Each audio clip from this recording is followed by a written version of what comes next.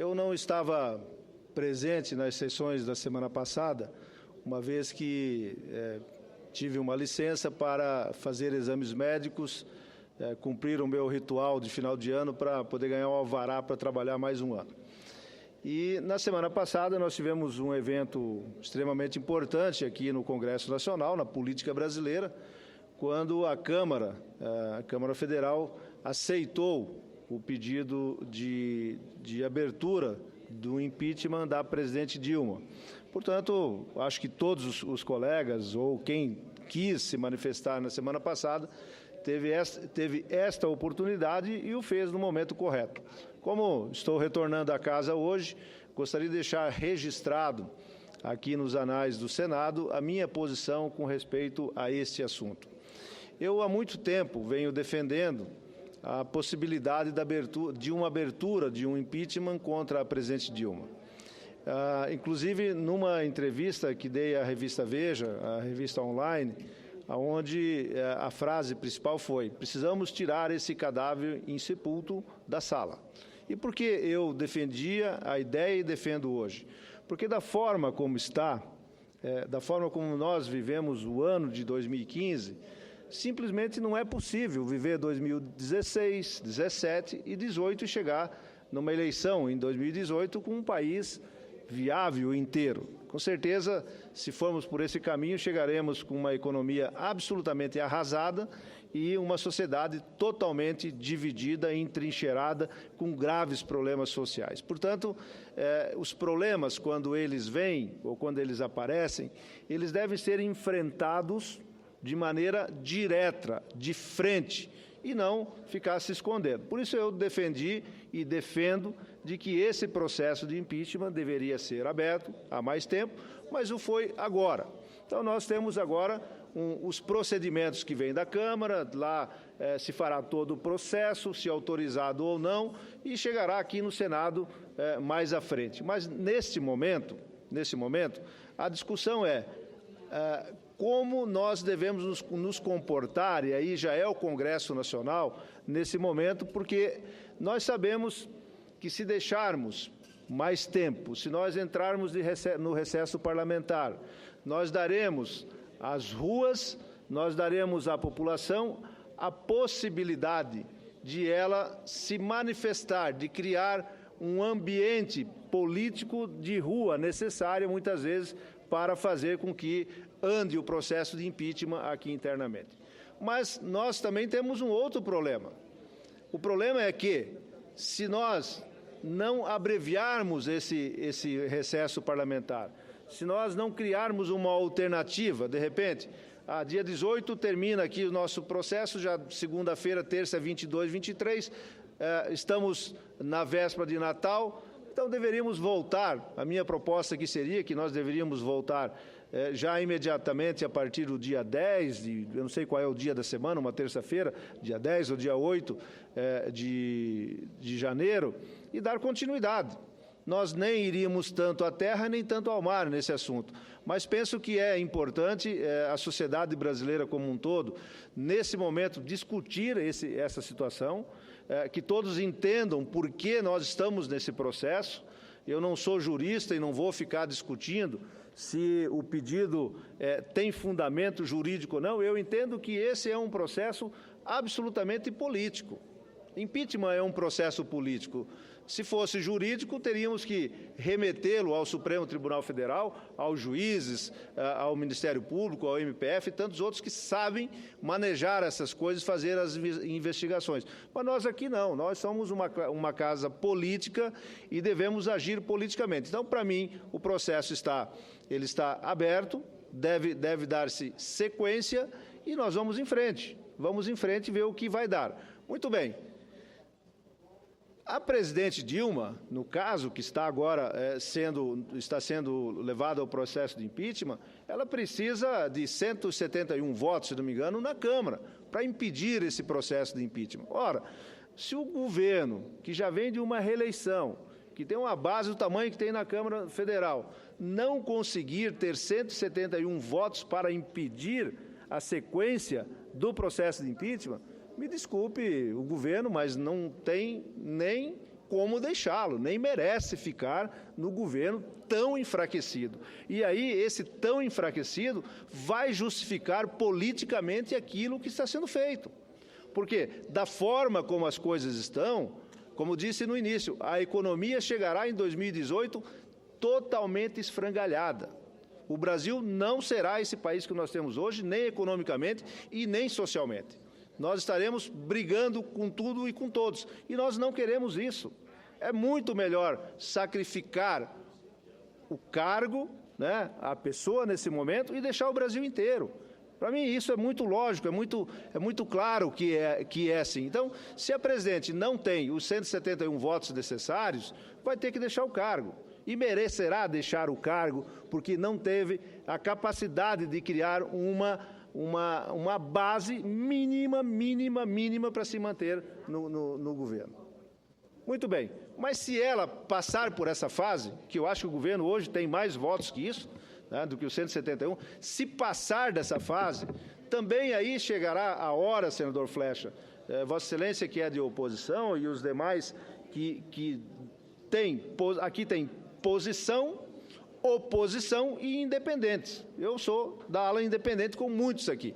Mas a oposição terá que ter um entendimento também, após a votação, e se a presidente tiver os votos necessários para se manter no cargo, também não acho justo daí que a oposição fique fustigando por mais 3 anos um governo que terá tido um voto de apoio na Câmara Federal para fazer o andamento do governo e do processo. Então, eu quero deixar aqui registrado o meu ponto de vista de dizer que é muito importante e é muito bom para o Brasil, é muito bom para a sociedade, é bom para o governo, enfim, é bom para todos nós, de que nós possamos, nesse momento, apreciar esse pedido de impeachment, levar adiante ou não. A nossa posição no Senado, ela não precisa ser declarada nesse momento. Quem vai discutir, quem vai declarar, quem vai dizer, quem vai sugerir é a Câmara. A Câmara que nesse momento pode fazer e pode, aliás, já está abrindo, mas poderá dar sequência ou não.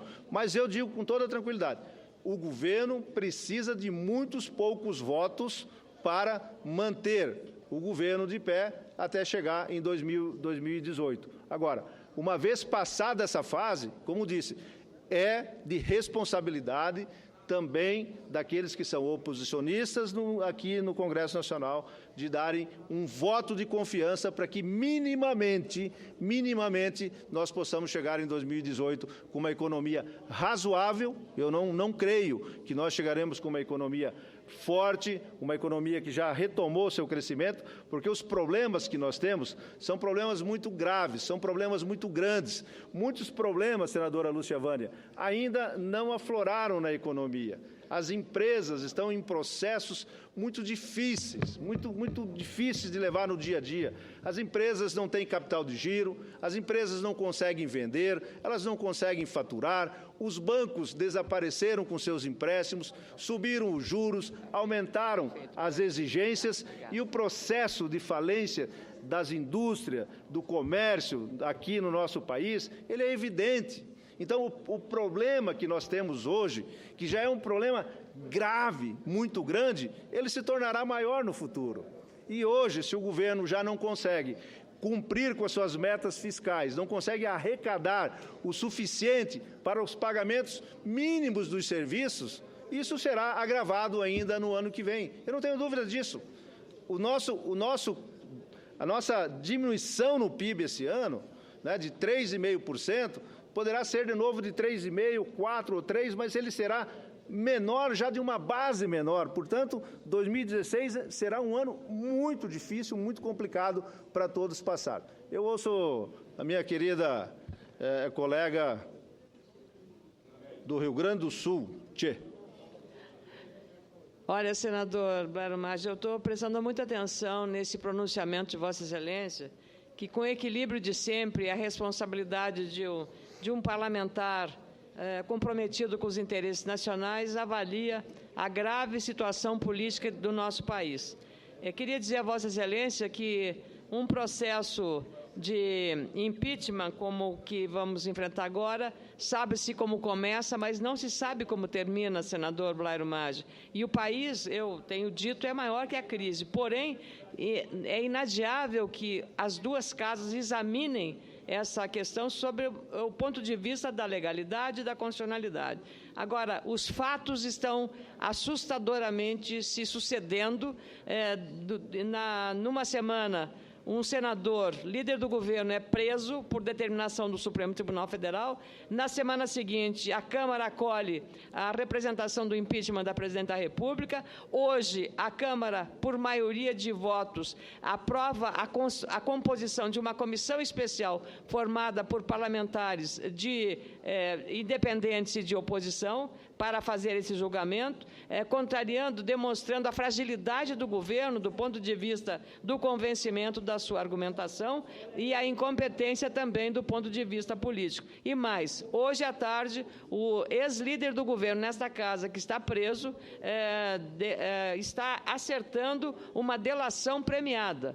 Portanto, senador Blairo Maggi, nós teremos, ao longo deste processo, talvez alguns acontecimentos que venham fundamentar a questão do pedido de impeachment à presidente. Não se está, como disse Vossa Excelência, não se está em nenhum momento julgando a biografia da Presidente da República. O que se está avaliando são os erros cometidos pelo governo na administração pública, vários deles já identificados nas investigações da Operação Lava Jato e outros que envolvem operações como a compra da refinaria de Passadina. Então, queria cumprimentá-lo, senador Blairo Maggi, pela oportunidade desse pronunciamento e pelo equilíbrio com que Vossa Excelência aborda esse tema tão delicado para o nosso país. Muito obrigado, senadora Ana Amélia. Agradeço a sua consideração aqui no meu pronunciamento. E, para finalizar, dizer que esses são os... Mário Blas. Governador Valadares, concedo a par de Vossa Excelência. Prezado Mário Maggi, Vossa Excelência está fazendo um pronunciamento ponderado que diz bem da sua personalidade como homem público. Traduz com palavras cuidadosas, bem colocadas, o sentimento de um político de responsabilidade que foi governador do Estado, é um dos empresários impulsionadores da economia do nosso país, com o seu trabalho, com a sua competência.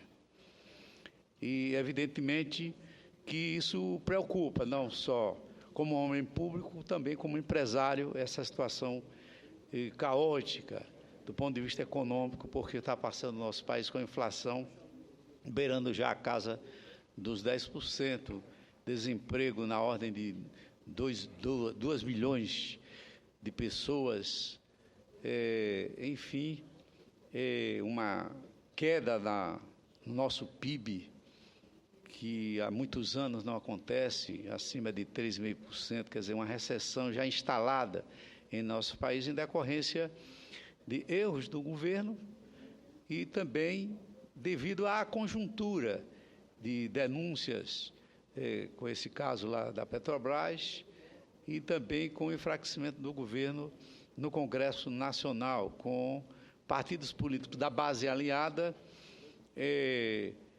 em determinadas ocasiões votando favoravelmente, em outras votando contra, quer dizer, não há uma certeza de que o governo tenha maioria constante no Congresso Nacional. Isso é ruim, porque alimenta a crise. Mas eu gostaria de dizer o seguinte, que é inatacável, sem dúvida alguma, até o presente momento não há informação contrária, à honra da presidente Dilma Rousseff. É uma pessoa que pode não ser uma grande política, não tenha poder de fazer uma grande articulação, daí a perda de maioria no Congresso Nacional, mas, evidentemente, que ela, além de guardar um histórico em favor da democracia, ela, na condição de presidente da República, não praticou nenhum ato desabonador à sua honra. Como ela disse, não tem dinheiro no exterior, o que ela vive do seu próprio salário, do seu próprio ordenado, como presidente da República e anteriormente como ministra de Estado. De forma que, como não há ainda consistências ou acusações que possam dizer que ela contraria a lei de 1950, né, que regula o processo de impeachment, é bom que nós, que somos senadores, que fazemos leis, que não encaremos o problema apenas sob o ângulo político, porque se fosse assim, cada presidente que ficasse impopular e não tivesse condições de governar, nós teríamos um presidencialismo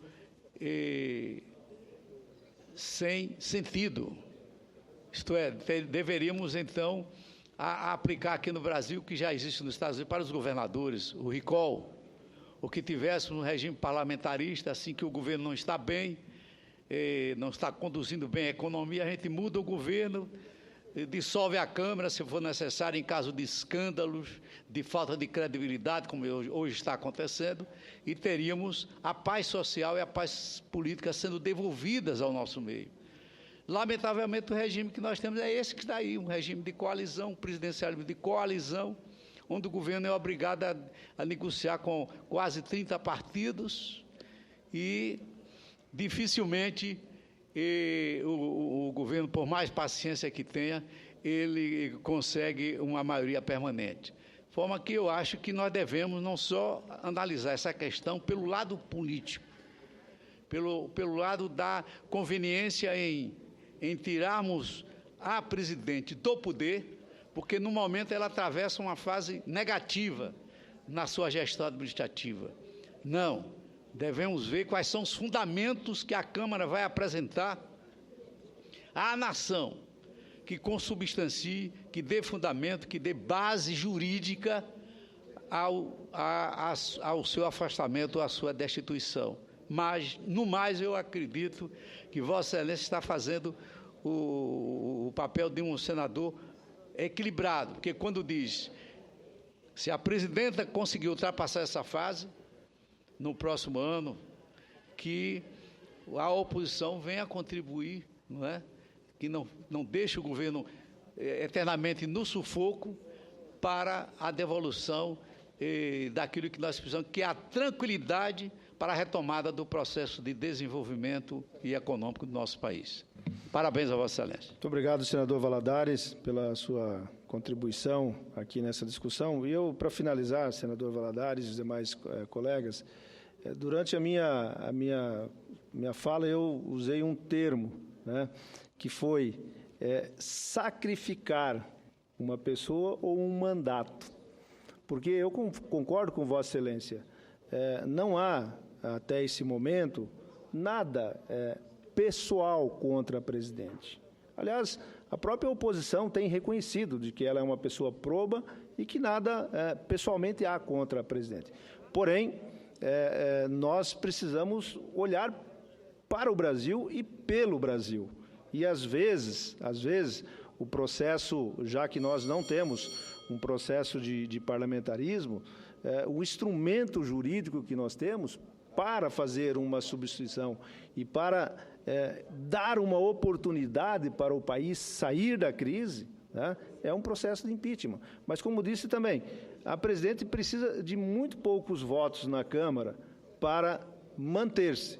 E, se ela se manter, terá que ter o apoio dos demais para que a gente possa levar adiante o país até 2018. Caso contrário, também, como já disse, nós chegaremos totalmente arrebentados em 2008, economicamente e socialmente também.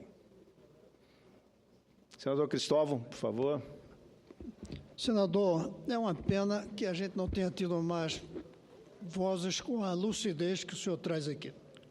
O Brasil vem, já faz algum tempo, fazendo política como se fosse torcendo no futebol. Um time de uma cor, outro time de outra cor. E não importa duas coisas, a lógica, o interesse nacional e nem o dia seguinte. O caso do impeachment a gente tem que analisar levando em conta muito mais do que simplesmente gostamos ou não gostamos da presidente Dilma, se ela é incompetente ou não é incompetente, até porque está provado que não está sendo competente. Nós temos que pensar que vamos trabalhar, não brincar com a Constituição, e que aí tem regras claras. Nessas regras claras, nós não temos o direito de protegê-la contra o impeachment se ela cometeu crimes. É nossa obrigação fazer isso, que eu acho que é lamentável para muitos de nós, que é derrubar presidente que teve voto. Eu me incomodo profundamente.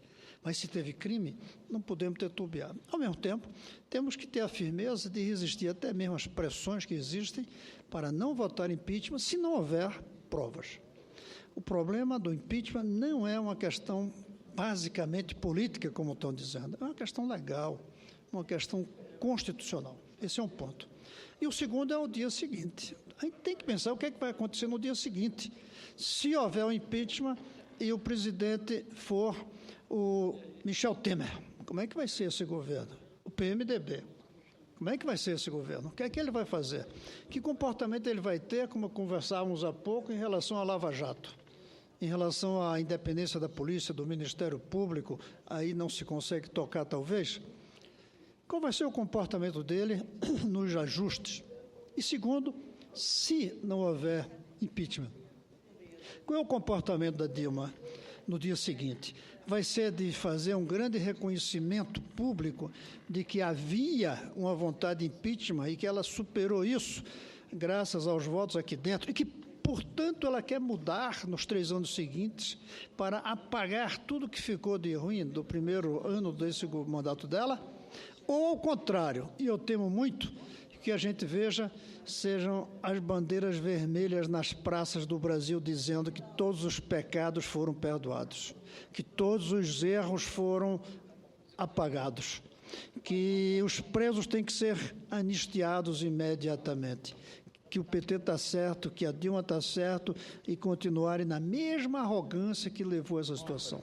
O seu discurso vem nesta linha, de refletir sobre a seriedade de tirar presidente eleito e, ao mesmo tempo, sobre a necessidade de pensarmos o dia seguinte, com ou sem impeachment. De qualquer maneira, e para concluir, eu estou de acordo com o senhor que, bem-vindo a este momento da história, a discussão sobre o impeachment. Não dá para continuar nesse debate se vai ter, se não vai ter. Tem que ter a discussão, o debate. E, em cima dos autos, decidamos. Muito obrigado, senador Cristóvão. Senador Blairo. Feliz com a sua participação. Eu quero ouvir o senador Randolph, que me pediu primeiro, depois eu concedo a Vossa Excelência. Pode ser senador Capiberibe. Senador Magnus também. Eu vou após o senador Capiberibe. Senador Capiberibe, então, para acompanhar o raciocínio, já que estão sentados juntos. Vossa Excelência é um empresário de vanguarda, nós sabemos disso. E claro que está preocupada com a economia, com as questões, as implicações sociais que a retração econômica causa. Mas é fundamental que se decida. Vossa Excelência traz com precisão e dá importância devida a essa decisão, porque se arrasta um ano. Se arrasta um ano. E não é a primeira vez que a gente vive essa situação. Nós temos um problema sério. Nós não temos uma cultura democrática consolidada.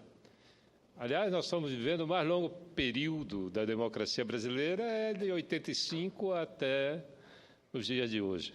E em todos os momentos, os presidentes eleitos se viram diante de um quadro de incerteza, de tentativas de impeachmentá-los. Foi assim com o Fernando Henrique. Foram todos, né? É? Foram todos, né, que passaram pelo... Fernando Henrique, eu lembro de 1999, só que houve uma celeridade no processo. E é isso que Vossa Excelência reivindica, e eu acho que todos nós devemos reivindicar, incluindo com a questão de ordem levantada pelo senador Randolph, para que não haja recesso. O recesso só pode acontecer na hora que dirimir esta questão pelo sim ou pelo não. Eu acho que Vossa Excelência dá uma contribuição enorme a esse debate, e eu acho que nós temos que trazer para cá no sentido de apressar e resolver. Essa questão da democracia é um processo, e os processos são longos, mas a gente aprende com elas. Hoje, por exemplo, eu vi uma coisa absurda lá na Câmara, quando nós, aqui no Senado, numa decisão constrangedora, tivemos que decidir o destino de um senador, um companheiro nosso, de forma aberta, não é? A Câmara resolve criar uma comissão pelo voto secreto. Não tem nada mais ridículo do que uma posição como essa. Isso termina desqualificando a atividade política. A minha grande preocupação é exatamente com isso. A política ela é fundamental na vida de todos e a sociedade sabe disso.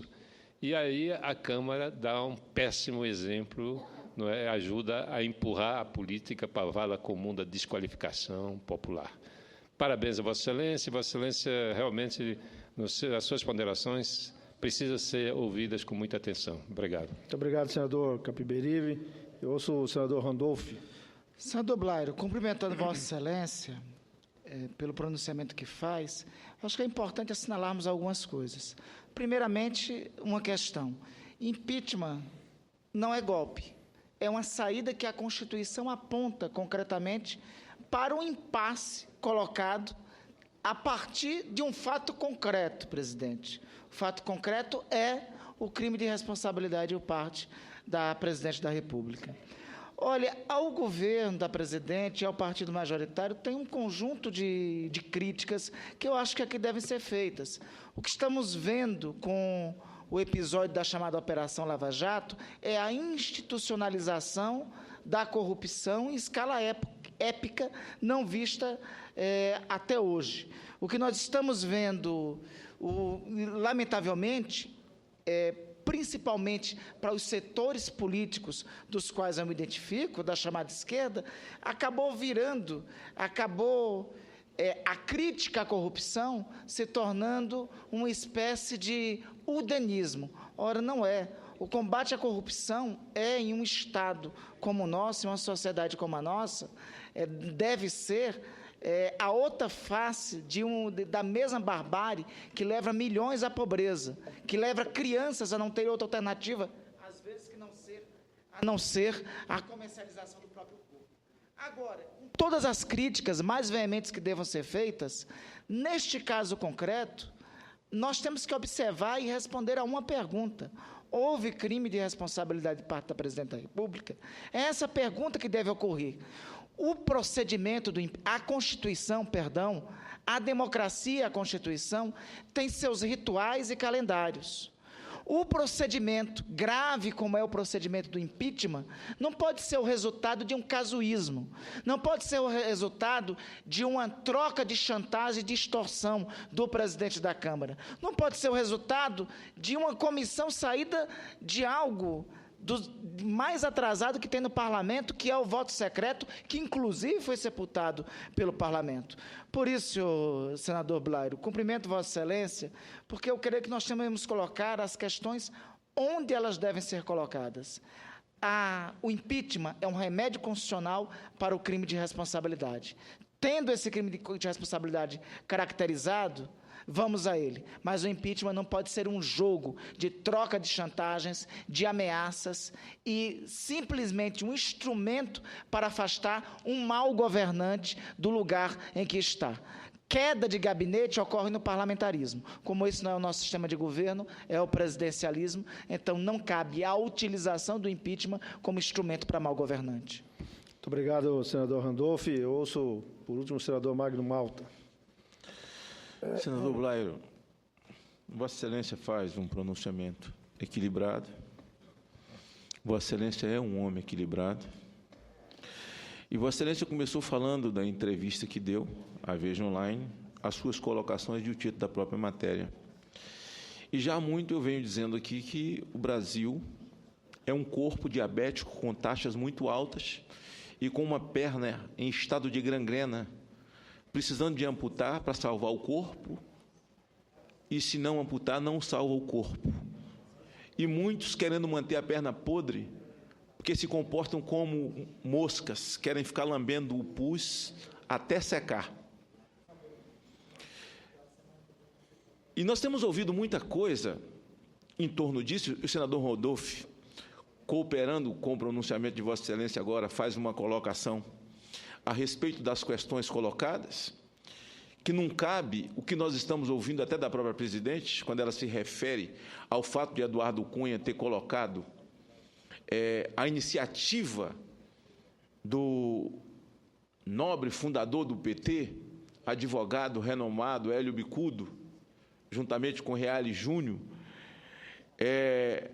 protocolando enquanto cidadãos, quanto todos os outros fizeram a mesma coisa, apontando os crimes de responsabilidade no país, que viola a nossa Constituição, e ele deu prosseguimento. Aí ela diz, mas ele tem conta na Suíça e eu não tenho.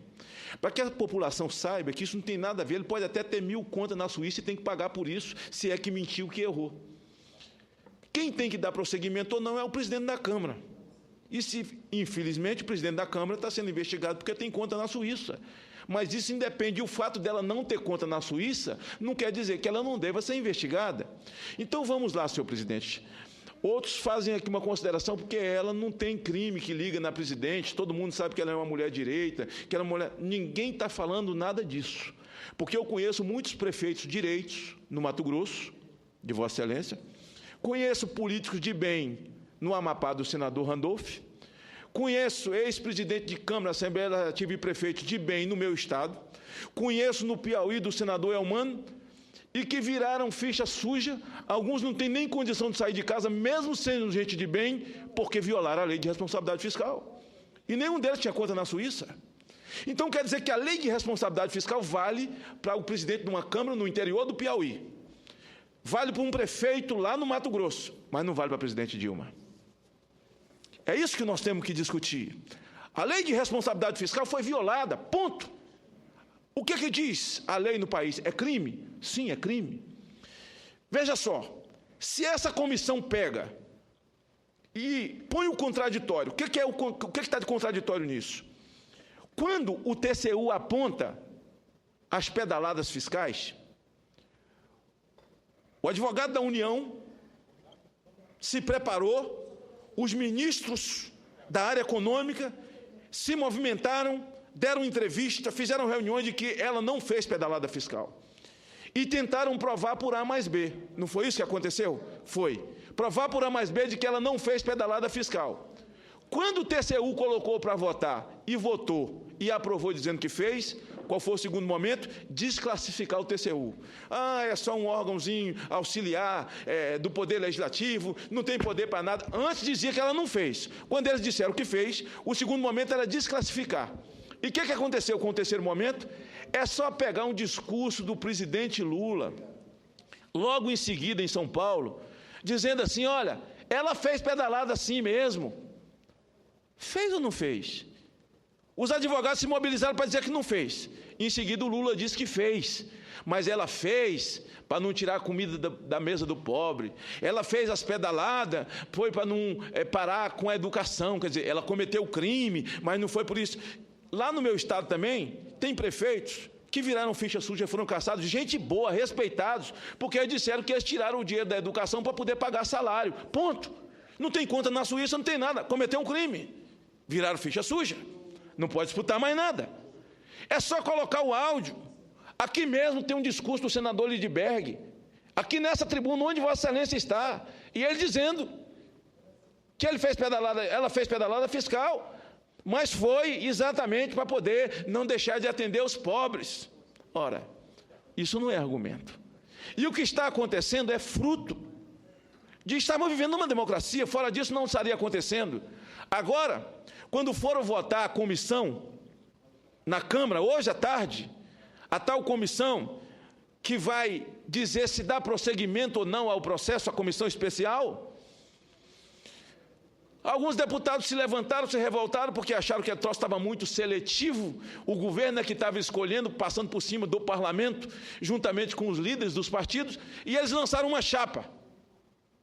E a chapa ganhou. Onde é que está a base do governo? Essa chapa ganhou. E dizia, Vossa Excelência, o governo precisa ter 171 votos. Esse número é emblemático. 171. 171. Um número emblemático para quem está vivendo um problema como esse. Precisa ter, e agora tem 199 votos e perde por 200 e tantos votos, com 80 votos lá na frente. Porque acontece o seguinte, o processo é político. Foi violada a lei de responsabilidade fiscal? Foi. Se Eduardo Cunha tem conta na Suíça, se é muito, se é pouco, se não é, se Dilma não tem, não é isso que está em voga. Não é isso. Se ele tem conta na Suíça, e a Suíça já provou que tem, mandou números para cá, agora já é caso do judiciário. Não é isso que nós estamos discutindo. É violação. E se o estupro da lei de responsabilidade fiscal, e que o Congresso Nacional ajudou muito, e ela já fez isso por várias vezes, e o Congresso Nacional prevaricou porque ajudou, então é isso que está em discussão. Os deputados sabem que o mais simples do cidadão, o motorista de ônibus, o cobrador, assessorista de elevador, o cidadão hoje que tem um trailer em frente a uma escola, que vende lanche para sustentar sua família, todos eles estão linkados no país, não se esqueçam disso. E a rejeição da presidente na rua não é incentivado, porque essa gente não é elite, então esse discurso cai por terra também. E onde está o golpe nisso? O golpe está no fato de que, antes do processo eleitoral, a presidente sabia que já havia praticado todos esses crimes e os acobertou com um texto e imagens muito bem montadas, feito por um caro marqueteiro, para enganar o processo político. Na verdade, quem disse que tudo isso ia acontecer foi o senador Aécio, mas ela disse que ele era mentiroso. Isso não iria acontecer, ia acontecer com ele. Se ele realmente virasse presidente, ia faltar comida na mesa do pobre. Se ele virasse presidente, ia subir a inflação. O juro ia ficar muito alto, ia ter muito desemprego. Na verdade, não era uma profecia, era um caos anunciado, porque ela sabia de tudo isso. Então, o que se está discutindo nesse momento é isso, ponto. Eduardo Cunha tem conta na Suíça, que pague, que responda. Não está dizendo, ele tem e ela não tem, por isso ele não tem o direito. Ora, para ele não ter o direito de colocar isso para dar prosseguimento, ele não tinha que ser a presidente da Câmara. Não sei se infelizmente ou felizmente, o presidente da Câmara, nesse momento, é ele, e só ele pode dar prosseguimento. Se foi retaliação por causa de acordos que não deram certo entre ele e o partido da presidente, não é problema nosso. O fato técnico é o seguinte, existe violação? Existe. Então, é aí que reside. Não é o fato de gostar da presidente ou não gostar, se ela sabe fazer política, se não sabe, se é um elefante numa casa de louça, trata todo mundo com grosseria. Não é nada disso, isso é problema dela. O problema é o seguinte, o que a lei diz? Quando se viola a lei de responsabilidade fiscal, se comete crime. Ponto. E é isso que penso que Vossa Excelência está colocando. Ponto. É isso que penso que é o sentimento da sociedade. Muito obrigado, senador Magno Malta, pela sua participação aqui nessa já à noite, né? E eu quero agradecer não só a Vossa Excelência, mas também a senadora Ana Amélia, o senador Valadares, o senador Randolph, o senador Capiberibe, pela parte que fizeram aqui nesse pequeno pronunciamento. E quero agradecer ao senador Eumano Ferrer, que é o nosso presidente nesse momento. Temos ainda uma outra reunião agora à noite, né, para assistir uma palestra lá na casa do presidente Renan, acho que com o Maílson da Nóbrega, para tentar entender um pouco também do que pensam os economistas a respeito da política, não da política, mas da política econômica que estamos vivendo nesse momento aqui no Brasil. Quero agradecer Vossa Excelência pela paciência de nos ouvir até esse momento. Muito obrigado e boa noite a todos.